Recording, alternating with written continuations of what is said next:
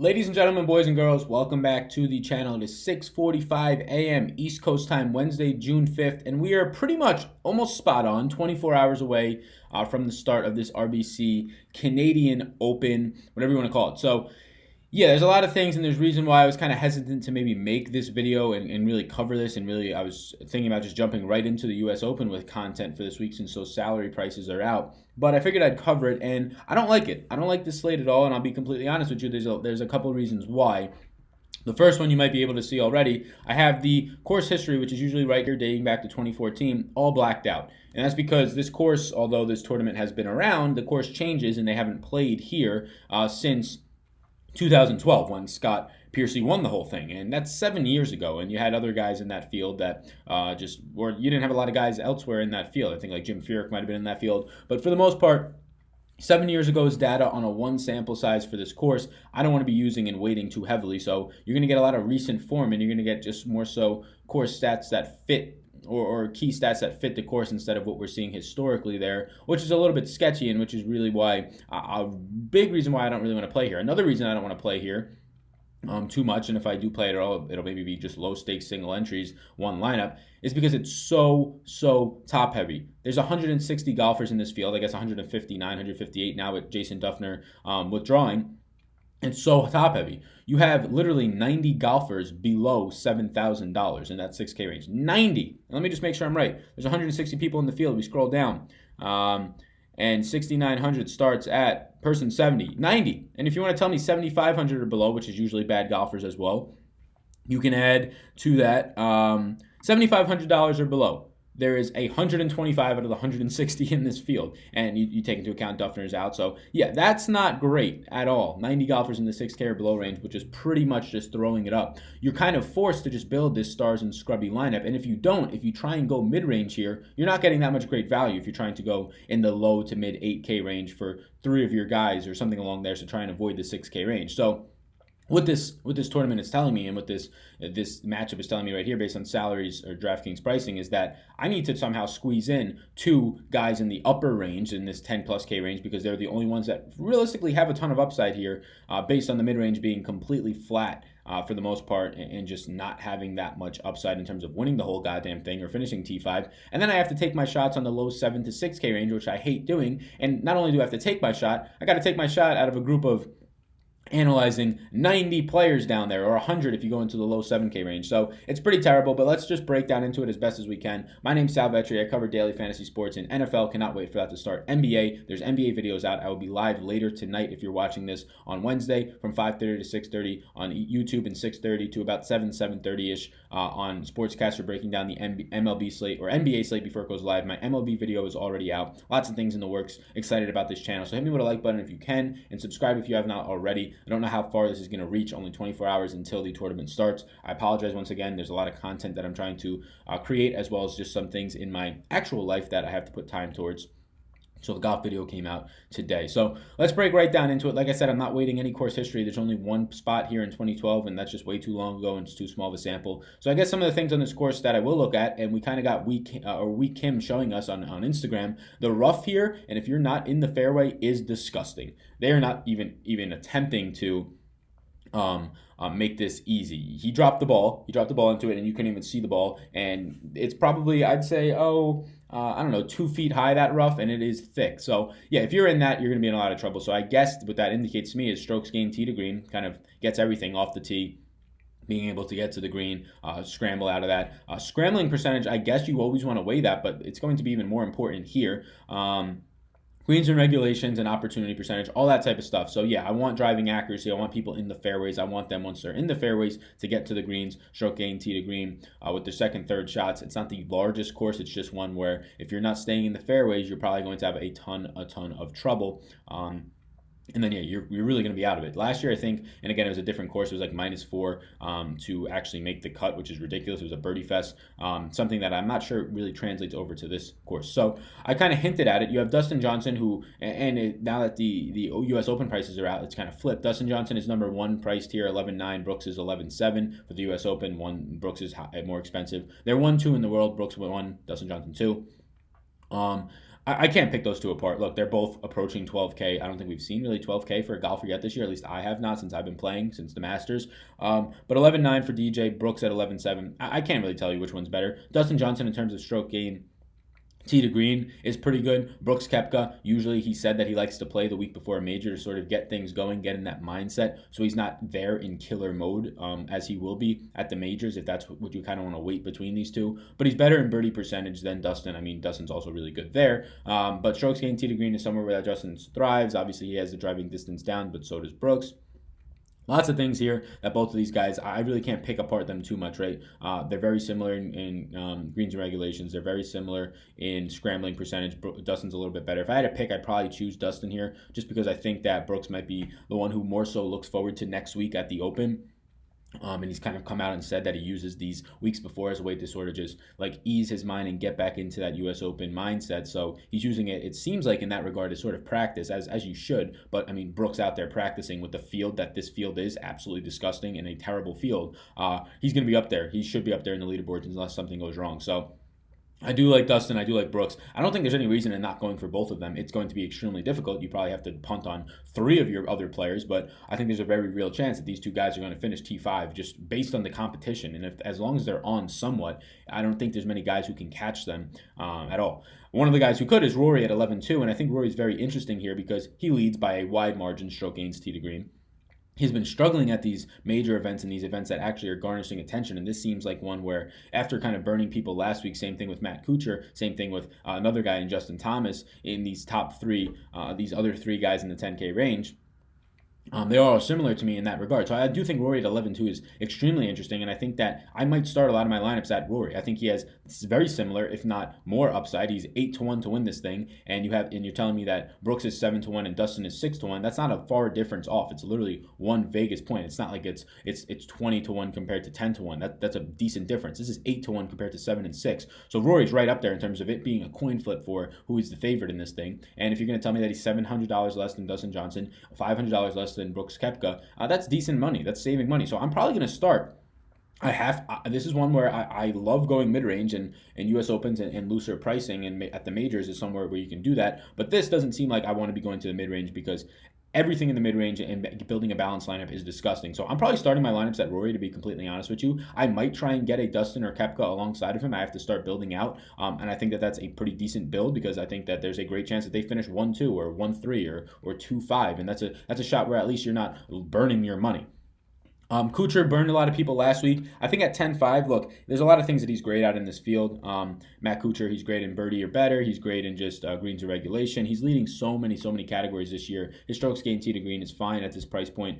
You would maybe like to see a little bit better. Greens and regulation, like I said, he's right up there for that. He's right up there in scrambling percentage, bounce back rates. Everything is great for him. Driving accuracy, which is what you want here. 10.5, though, I want a guy who has maybe a little bit more upside. I'm not saying Matt Kuchar can't win this thing, but when you have a stacked field at the top and Dustin, Brooks, and Rory, it makes it that much harder for Kuchar to win this thing. And for $700 more, I'm going to start with Rory, and I would rather not build there. Something that's interesting to me is Justin Thomas at $10,000 flat. Came out last week, and on the second day, he just fell apart. On Friday, missed the cut, and he fell apart approaching. Really on his third shots and second shots, he was just falling apart, and he had really a historically bad day for himself. I don't imagine that happens again. And he is second in this field, right behind Rory in strokes gained tee to green. Better than Koepka, better than Dustin Johnson. If we keep looking at him, he's up there. He's if not the best in terms of birdie or better percentage, which is something that you want here. And if we go over to his scrambling rates and things like that, greens and regulation, he's the best in greens and regulation in this field. Barely. He's pretty much a virtual tie with Kuchar. Birdies per round, he's the best, and that makes sense based on his birdie or better percentage. Scrambling percentage is around average, and bounce back percentage is above average.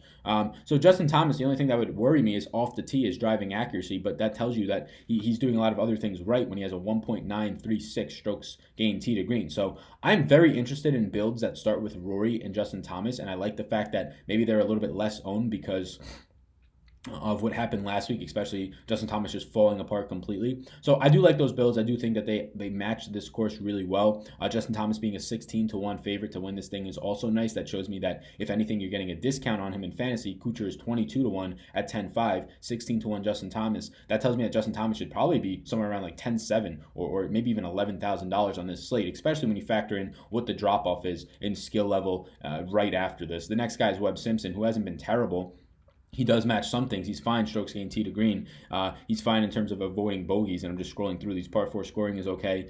He's very good in terms of bounce back rate and scrambling percentage, which is what you need on this course. But if you're going to be having to scramble a lot, you're going to be in a bad spot. $9,700, there's no way I can pay that for a guy like Webb Simpson. So let's talk about the 10K range just in terms of fading and things like that.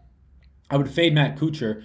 In terms of cash, I would probably play Rory. In terms of tournaments, I like the build of two of these guys up here and then trying to take your shot elsewhere, because the upside that these players offer nowhere else in this tournament, maybe outside of like 2 or 3 players in the 8 and 9, and really the 8K range, offer you the upside that these guys in the 5K range between Thomas, McIlroy, Koepka, and Dustin Johnson offer you. And I want 2 of them. And to make it work more realistically, I probably have to get 2 of the cheaper ones. And I like Rory. I think that, again, he's a coin flip with those top guys. And I like Justin Thomas a whole lot here. Again, these are guys that are only 2 out of 3 guys, if you include Dustin Johnson into that.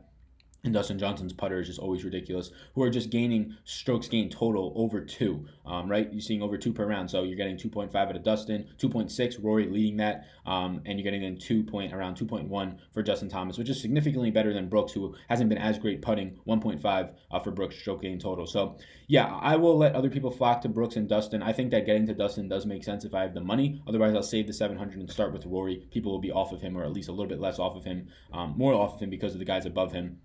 So that's where I start. I like the idea of starting with Dustin Thomas and Rory.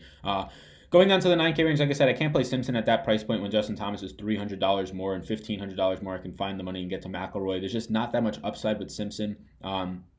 Obviously, in this field, below him, it's going to be easy for him to probably get a top 15, a top 10, but not for $9,700. Let's move down to some of the other guys in the 9K range, which is not many. Sergio Garcia is somebody who, in the 9K range, I would consider pairing him with one of the high-end guys if you don't want to go double 5-figure salary. I think he fits the bill decently here. He has a 1.42 strokes gained total, which 1.38 of that is coming off the tee, which is something that I think, as I referenced earlier, is going to be important. Your strokes gained tee to green. If we look at some of the other numbers that stand out, bounce back rate is good. The problems with Sergio that I'm a little bit worried about are his driving accuracy is below average in this field, which again, if you're not hitting those fairways, it's not great. And then his scrambling percentage is below average in this field. So you're not hitting the fairways as often, driving accuracy, and you're not scrambling out of them that great. Well, those things, the scrambling percentage is only going to get worse here, I would imagine. So I think he's fine to start lineups around with another stud in the 9K range. He's probably the one that I would do it with the most, but I'm not going to be getting there. I'm most likely going to be stacking 2 of the 9K range or the 10K range, with the cheapest one being Justin Thomas. Scott Piercy won here 7 years ago. I can't pay $9,300 for Scott Piercy, especially when you got guys like Henrik Stenson right around him and even Bubba Watson. There's not much that I really want to go into here. He's not been that great off the tee.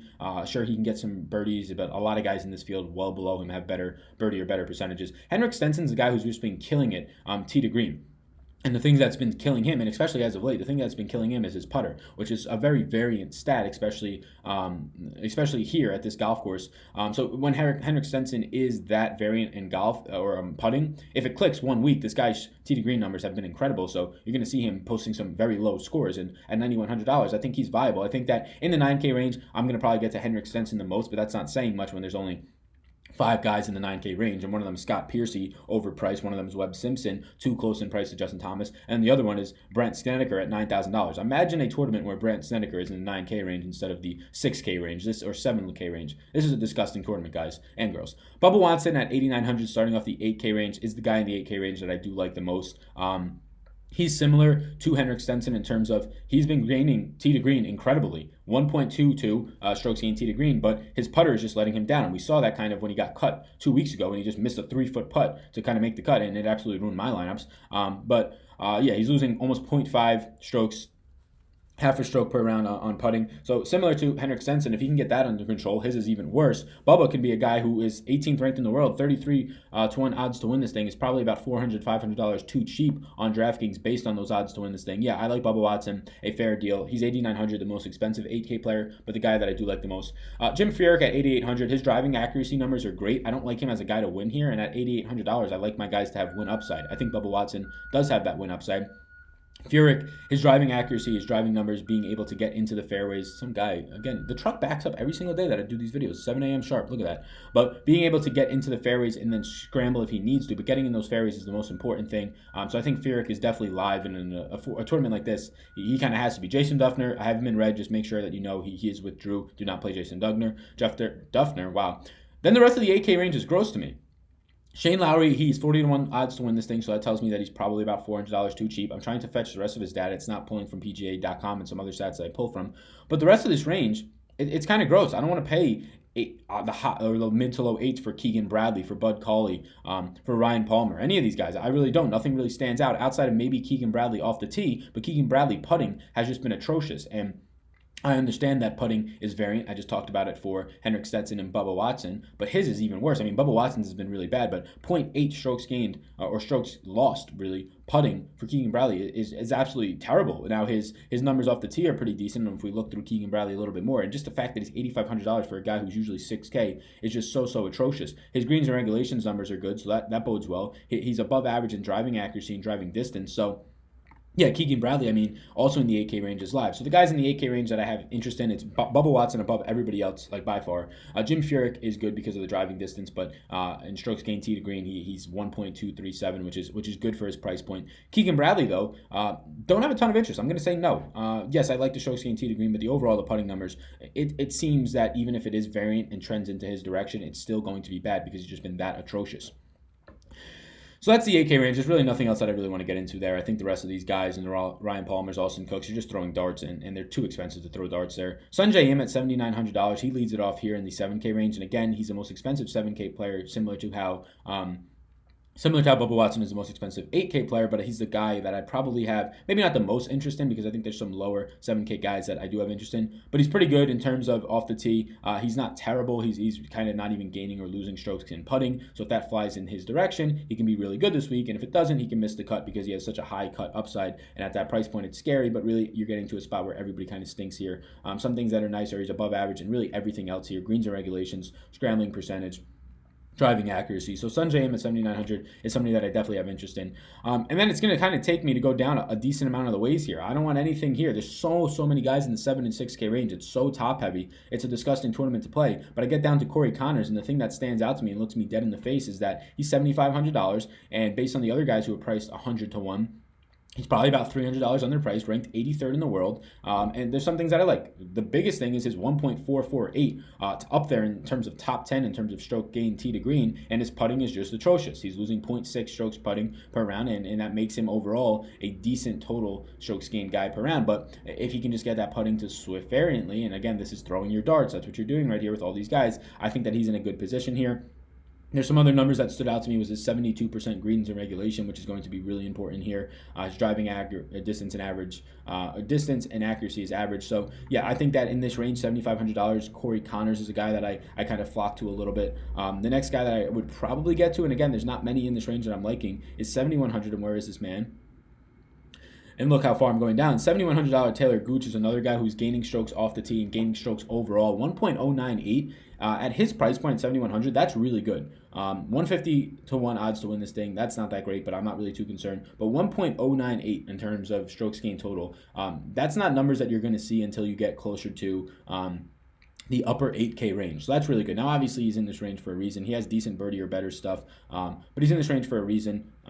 Smaller sample size as well. He's not that great of a golfer, maybe playing a little bit over his head. But in a field like this that's so easy, I think you could see Taylor Gooch, a guy who's been playing decent as of late, 2 tournaments ago. And then you see scrambling percentage, 71%, some things that are really nice. The problem is driving accuracy. I can see this guy ending up in a lot of fairways, and although he's scrambling really well and greens and regulation is really well, it's going to make it even harder here. So $7,100, you have to take your flyers. That's probably where I go with that one. 6K range, though, I'm not even going to try. I can't be here on video with 90 guys in this 6K or below range and start calling out names. I'm probably going to just weight it based on strokes gained tee to green, scrambling percentage, driving accuracy, and just see who pops the most. And really, to be honest with you, there's probably not going to be many guys in this range that do pop the most.